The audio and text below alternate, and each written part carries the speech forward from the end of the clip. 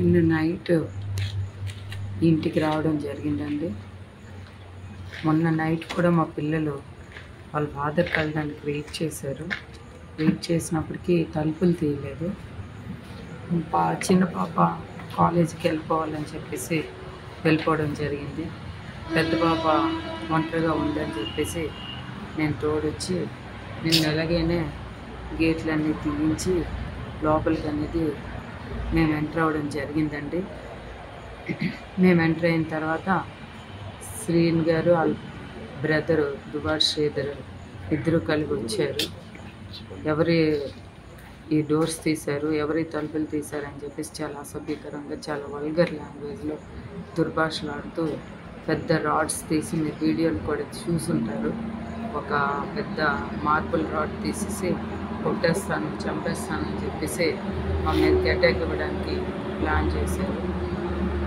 మేము పిల్లలు మేము కానీ రైట్స్ కోసం మేము ఫైట్ చేస్తున్నాం. మేమేమి ఆస్తులు కావాలో ఇంకోటి కావాలో అనేది మేము ఎక్కడ కూడా చెప్పడం లేదు. కానీ పదే పదే ప్రెస్సుల దగ్గర వాటి దగ్గర నేను ఆస్తులు ఇచ్చేసాను, డబ్బులు ఇచ్చేసాను అని చెప్తున్నారు. మాకు ఏ ఆస్తులు కూడా ఇవ్వలేదు. మేము ఆస్తుల మీద కూడా ఆయనకి డిమాండ్ కూడా చేయడం లేదు.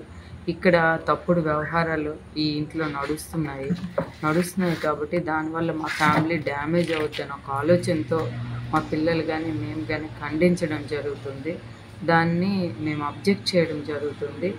కానీ ఆ విషయాలన్నీ పక్కన పెట్టేసి ఇవి తప్పుతో పట్టిస్తూ రకరకాలుగా ఫ్యామిలీని, పిల్లల్ని అందరినీ కూడా రోడ్డు మీదకి లాగేసే పరిస్థితి తెస్తున్నారు.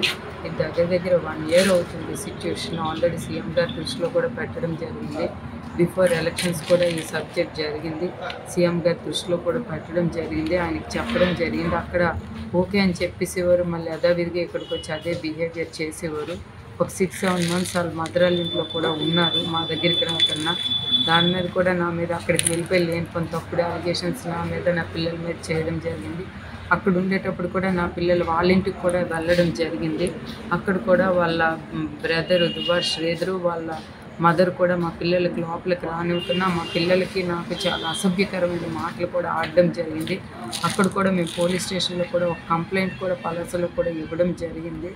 ఇది చాలా దారుణం అండి. ప్రతిసారి వాళ్ళ లాస్ట్ బ్రదర్ దుబార్ శ్రీధర్ అనే వ్యక్తి మా ఫ్యామిలీ లైఫ్లో ఇంటర్ఫియర్ అవుతూ ప్రతి దానికి కూడా డిస్టర్బెన్స్ చేస్తున్నాడు.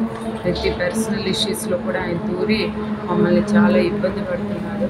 మా పేరు ప్రఖ్యాతులు పోతున్నాయి. ఆయన చేస్తున్న ప్రతి దుబాశ్రీన్ గారు చేస్తున్న ప్రతి తప్పుడు పని కూడా మా ఫాదర్ పేరు కానీ, మా పిల్లల పేరు కానీ, మా పేరు కానీ పోతుంది అనేది మేము అబ్జెక్ట్ చేస్తున్నాం. ఒకటే అన్నాను, అవసరమైతే నువ్వు పలాసలో ఇల్లు తీసుకో, అక్కడ నువ్వు ఎలాంటి తప్పుడు పనులు చేసుకుంటే అది నీ బ్రదర్స్ మీద, నీ అమ్మ మీద, నీ ఫ్యామిలీ మీద ఇంపాక్ట్ అవుతుంది. అక్కడ నువ్వు వెళ్ళి చేసుకో. కానీ ఇక్కడ టెక్కల్లో మా ఫాదరు మా ఫ్యామిలీ పేరు పెట్టుకుని ఇక్కడ లోకల్గా నువ్వు ఉండి ఇలాంటి తప్పుడు పనులు చేస్తే మేము ఊరుకునే ప్రసక్తి లేదని మా నిరసన తెలియజేస్తూ ఇక్కడే ఉన్నాం. For more videos like this, subscribe Big TV channel.